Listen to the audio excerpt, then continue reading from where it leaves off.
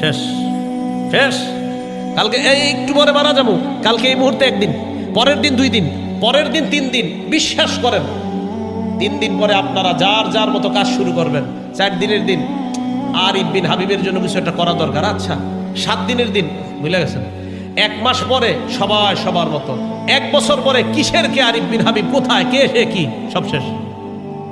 ওয়াতাতাযাক্কারুল মাউত ওয়াল বিলা, তুমি মরে যাইবা, মরার পর পচে যাইবা, ওটা নিয়ে ভাবো। এটাই তো সত্যি কথা। আমি আপনি মারা যাওয়ার পর আমার সন্তানাদি, আমার আত্মীয় স্বজন আমাদেরকে দাফন করে দিবেন। দাফন করে দেওয়ার পর একটু বলবে এই সেই, সে ভালো ছিল, সেই ছিল, সেই ছিল। 2 দিন 3 দিন, আস্তে আস্তে সবাই সবার মতো চলবে। আপনার বাড়ি গাড়ি সব রয়ে গেল।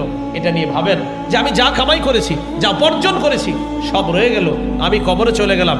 ভাইও আজকে থেকে ভাবেন, আজকে রাতে মাথাটা বালিশে লাগান, একটু সময়ের জন্য ল্যাপটা মুড়ি দেন, কম্বলটা মুড়ি দিয়ে চোখটা খোলেন, দেখবেন আপনি অন্ধকার, কিছু দেখা যায় না।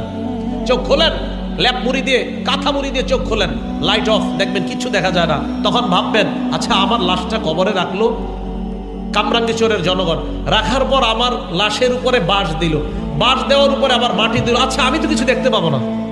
আচ্ছা অন্ধকার, ব্যাপারটা কি? ইমানদার হলে কবর আল্লাহ আলোকিত বানায় দিল। ভাই কথাগুলো ভাবেন।